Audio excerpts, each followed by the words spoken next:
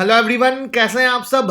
आज जानेंगे banking sector पर मंडरा रहा है बहुत बड़ा खतरा। और जो मैं कल की वीडियो में बोला था ना, स्टॉक मार्केट क्रैश और करेक्शन में, कि ये देखिए बैंक निफ्टी 11 दिन से क्यों तड़प रही थी, इसकी मैं खोज में लग गया था कि टेक्निकल तो था ही, बट जो ये बड़ी कैंडल का प्रेशर बनाना, ये कुछ अलग था। तो क्या अलग था, उसकी बहुत ही जांच पड़ताल करके कुछ डेटा फैक्ट लेके आया हूं। तो वो 11 दिन और वो डेट आप देखोगे तो आपको लगेगा कि कुछ मिला है।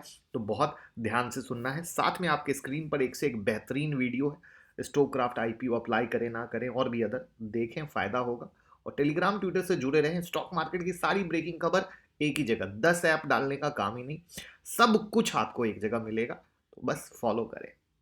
तो मैं मुकुल अग्रवाल आपका आप ही के YouTube चैनल में स्वागत करता हूं। जो भी नए लोग हैं चैनल को जरूर सब्सक्राइब करें और बेल आइकॉन हिट करें। तो ध्यान से सुनिए, शायद कुछ चीजें पेपर में नोट करनी पड़ जाए, वरना बाद में कहेंगे भाई ने बताया ही नहीं। देखिए, बिग लर्निंग और अर्निंग दोनों मिलने वाली है। बैंक निफ्टी में सॉलिड सेल, जो कि मैंने चार्ट पे दिखाया, कैसे क्या न्यूज है, जो इतना प्रेशर था, सेंटीमेंट्स क्या है, उसको किस तरीके से क्या मिक्स किया गया, सब आपको हेल्प करने वाला इंट्राडे में, स्विंग में, इन्वेस्टमेंट में। तो आप समझ पाएंगे। तो चलिए शुरू करते हैं। आरबीआई ने एनुअल स्टैटिकल रिपोर्ट पेश की, जिसमें उन्होंने एनपीए का जिक्र किया। अब आप कहेंगे कोरोना का टाइम है, एनपीए तो होगा ही, कौन सा नया ज्ञान दे रहे हो। यही तो चीज है, इसलिए कहते हैं पूरा सुने। इसको और डिटेल में समझने के लिए हमें थोड़ा सा पीछे जाना पड़ेगा। बीते दशक में 4 साल रही मनमोहन सिंह की सरकार और 6 साल रही मोदी जी की, बराबर। और मनमोहन सरकार के आखिरी 4 साल के बीच, यानी 2011 से 2014 के बीच, एनपीए के बढ़ने की दर थी 175%। कितना? 175%। और मोदी सरकार के शुरुआती 4 साल में इसके बढ़ने की दर थी 178%। परसेंटेज में ज्यादा फर्क नहीं है, लेकिन मनमोहन सरकार ने एनपीए को 2,64,000 करोड़ पर छोड़ा था, 2,64,000 करोड़ पर। और मोदी राज में यह बढ़कर हो गया 9 लाख करोड़। 9 लाख करोड़, यानी मोटा मोटा 3 गुना। अब नए लोग कहेंगे यहां पे एनपीए भी बता दीजिए। तो देखिए, जब कोई व्यक्ति या कोई कॉर्पोरेट बैंक से लोन लेकर वापस नहीं करता है, तो उस लोन अकाउंट को क्लोज कर दिया जाता है। इसके बाद रूल्स के अकॉर्डिंग उस पैसे की रिकवरी की जाती है। ज्यादातर मामले में रिकवरी हो नहीं पाती है और बैंक का पैसा डूब जाता है, बैंक घाटे में जाता है। कई बार बैंक बंद होने की कगार पे आते हैं, ग्राहकों के पैसे फंस जाते हैं। ये पैसे वापस अगर आते हैं, लेकिन तब तक नहीं तो ग्राहकों को जरूरत हो। अब जैसे कि नीरव और माल्या सरकारी बैंकों को खोखला कर दिया। साल 2020 में बैंकों का जितना पैसा डूबा, उसमें 88% रकम किसकी थी पता है? सरकारी बैंक की। और 10 साल से लगातार यही ट्रेंड चल रहा है। सरकारी बैंक मतलब आपका बैंक, पब्लिक बैंक। जब सरकारी बैंक डूब जाते हैं तो सरकार या आरबीआई उनकी पैसे से मदद करती है, जिसमें सरकारी बैंक ग्राहकों को पैसे लौटा सके। मदद करेगी तभी तो लौटा पाएगी। अब आरबीआई या सरकारी जो फाइनेंशियल इंस्टीट्यूशन सरकारी बैंक को मदद के लिए जो रकम देती है, जो पैसे देती है, आती कहां से है? सोचने की कोशिश कीजिए। आपके जेब से, यानी आपका पैसा लेकर नीरव और माल्या जैसे लोग भाग गए। फिर बैंक आप ही की जमा पूंजी को आपके जरूरत पर देने से कर देती है मना। फिर सरकार आप ही के पैसे से बैंक की करती है मदद, तब जाकर कहीं आपका पैसा आपको मिलता है ना? कमाल की बात। तो ठोको ताली। अब चार्ट पे कहेंगे और चार्ट पे दिखाएंगे, जिससे सरकारी बैंक और प्राइवेट बैंक किसका कितना पैसा डूबा है लास्ट 10 ईयर्स में। साथ में एनपीए रिकवरी की क्या कहानी वो देखते हैं, तो आपको बहुत समझ में आए। ये चार्ट है 10 सालों में बैंक का जितना पैसा डूबा है, उसमें सरकारी बैंकों की रकम 85% से ज्यादा है। यहाँ पे 2018 से 2020 तक का आरबीआई स्टैटिकल स्टेबल है, जिसमें सरकारी बैंक का ग्राफ किस तरीके से राजधानी एक्सप्रेस की तरफ बढ़ा है और प्राइवेट बैंक किस तरीके से लगाम लगा के हैं। 1670 में वो लगाम से भटके थे, फिर वापस से कंट्रोल में किया। और विदेशी बैंक भी किस तरीके से कंट्रोल में चल रहे हैं, ये आपके सामने है। तो ये फिगर से आपकी आंखें ओपन होंगी कि आपका पैसा कितनी तेजी से डूब रहा है और आप अपने ही पैसे को लेने के लिए कितने परेशान हो। जहां तक एनपीए रिकवरी की बात है, 18-19 में एनपीए रिकवरी थोड़ी सी हुई थी, बट वापस से गिर गई। लेकिन ये एक चीज आपको बता दूं कि आप खुश हो गए, तो ये एनपीए की रिकवरी ऐसी नहीं है कि खुश होने की जरूरत है। इंफॉर्मेशन पसंद आ रही हो, आई ओपनिंग लग रही हो, तो लाइक का बटन दबा दीजिएगा। और साथ में सरकार पे गुस्सा आ रहा हो तो वीडियो को रोक के कमेंट बॉक्स में भी अपना गुस्सा बिल्कुल निकाल सकते हैं। अब और आगे की कहानी, मनमोहन की तुलना में मोदी सरकार कर्जदारों पर कई गुना मेहरबान रही। जो मनमोहन जी सरकार में अपने साल के आखिरी 4 साल में नहीं कर सके, उसे मोदी सरकार ने आने के पहले ही साल में कर डाला। 2010 और 11 से लेकर 13-14 के 4 साल में मनमोहन सरकार ने 44,500 करोड़ का लोन राइट ऑफ किया। लेकिन मोदी सरकार के आते ही सिर्फ पहले ही साल में यानी 14-15 में 60,000 करोड़ का लोन राइट ऑफ कर दिया गया। यानी जो काम 4 साल में, उससे ज्यादा काम 1 साल में राइट ऑफ। 17-18 से तो जैसे मानो मोदी सरकार ने मेहरबान होने का ठेका ले लिया हो। 17 से 18, 19-20 सिर्फ 3 सालों में मोदी सरकार ने 6,35,000 से 35,000 करोड़ से भी ज्यादा का लोन राइट ऑफ हुआ। अब कुछ लोग कहेंगे राइट ऑफ क्या होता है, तो वो भी जान लीजिए। जब बैंकों को लगता है कि भैया लोन तो बांट दिया बट आना है मुश्किल, तब बैंक ये वाला फंडा अपनाता है। ऐसे में बैंक उस लोन को राइट ऑफ कर देता है, यानी बैंक उस लोन अमाउंट को बैलेंस शीट से हटा देता है, यानी गया पैसा बट्टे खाते में। ध्यान से समझिएगा। तो बट्टे खाते में डालते चली गई सरकार की भैया आना नहीं है। अब यहां पे कुछ लोग सोच रहे होंगे कि तो एक फर्क तो आपको दिखा होगा कि सरकार वाइज भी कैसे काम हुआ, सरकार वाइज कैसे बांटा गया, सरकार वाइज कैसे राइट ऑफ हुआ, सरकार वाइज कैसे एनपीए बढ़ा। यानी घूम फिर के सरकार किसी की हो, बजी है बैंड सिर्फ हमारी और आपकी। और ये डेटा किसी और का नहीं है, आरबीआई का है। आरबीआई का डेटा मतलब जैसे कुछ अपोजिशन हो तो अलग बात है, बट आरबीआई का डेटा जिस पे आप उंगली नहीं उठा सकते। अब आरबीआई के डेटा बताते हैं कि सरकारी बैंकों ने साल 2010 से कुल 6.67 लाख करोड़ के कर्जों को राइट ऑफ किया, जबकि निजी सेक्टर के बैंक ने इसी दौरान 1.93 लाख करोड़ का कर्ज को राइट ऑफ किया। प्राइवेट बैंक भी हैं, लेकिन प्राइवेट बैंक बहुत स्ट्रिक्टली चल रहे हैं और उनकी इनकम भी उतनी है कि अगर जा भी रहा है तो उनको तकलीफ नहीं है। इसको चार्ट पे देखते हैं तो क्लियर हो जाएगा कि किस तरीके से क्या है और बैंक की हालत कैसे खराब हो रही है और कैसे डबल ट्रिपल हिट हो रहा है।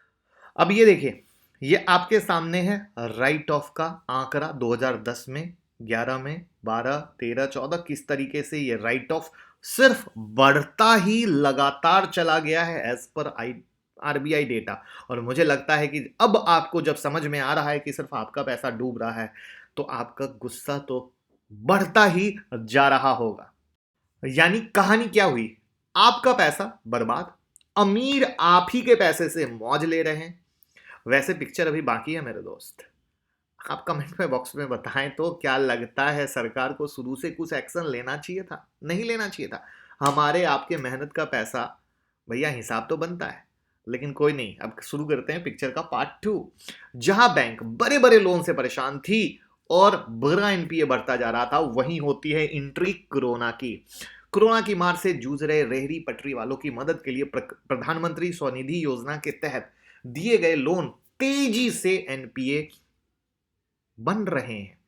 और रेहड़ी पटरी वालों की मदद के लिए जो ये एनपीए बन रहे हैं, उसमें एक लेटेस्ट इंडियन एक्सप्रेस की रिपोर्ट आई है, वो शॉकिंग और सरप्राइजिंग है। क्या, मध्य प्रदेश के बुरहानपुर नगर निगम को भेजे पत्र में एसबीआई के चीफ मैनेजर ने लिखा क्या है कि बैंक ने नगर निगम की सिफारिश पर 160 से ज्यादा लोन दिए थे।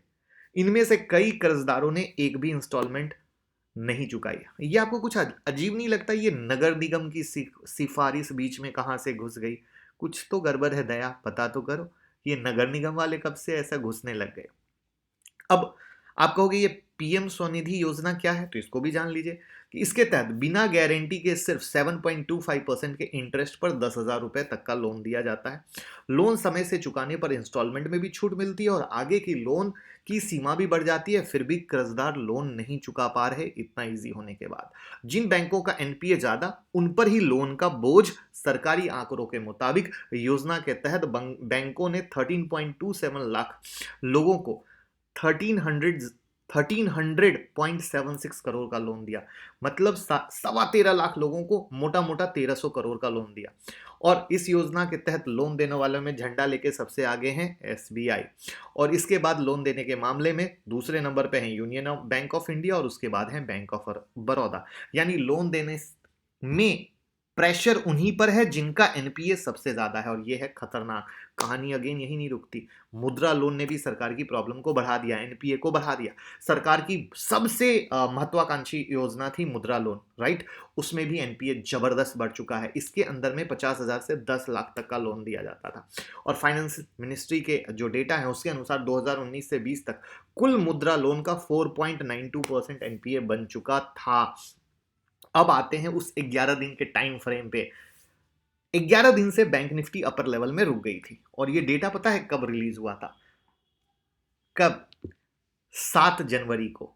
7 जनवरी को आरबीआई की फाइनेंशियल स्टेबिलिटी रिपोर्ट आई, एफएसआर, और इसके मुताबिक सितंबर 2020 से सितंबर 2021 के बीच एनपीए हो सकता है दोगुना, यानी एनपीए के 7.5% से बढ़कर 13.5% तक बढ़ने की आशंका है, और खराब स्थिति में यह बढ़कर हो जाएगा 14.8%। और बढ़ते एनपीए में सरकारी बैंकों का हिस्सा सबसे ज्यादा होने वाला है, और खराब परिस्थिति रहेगी ना तो ये 17.6% भी जा सकता है। अब एक चीज सुनकर और आपको जोर का झटका लगेगा, शायद अपने अपने जगह से भी गिर जाएं। 2008 में जो मंदी हुई थी ना, उसमें बैंकों का कुल एनपीए कितना था पता है? सिर्फ और सिर्फ 2.5%, और अभी कहां है? 7.5। और जो खुद कहा जा रहा है कि वो एक साल में किस लेवल पे, मतलब 13.5 मिनिमम टू मिनिमम में जाएगा, और कहानी कहां बढ़ेगी।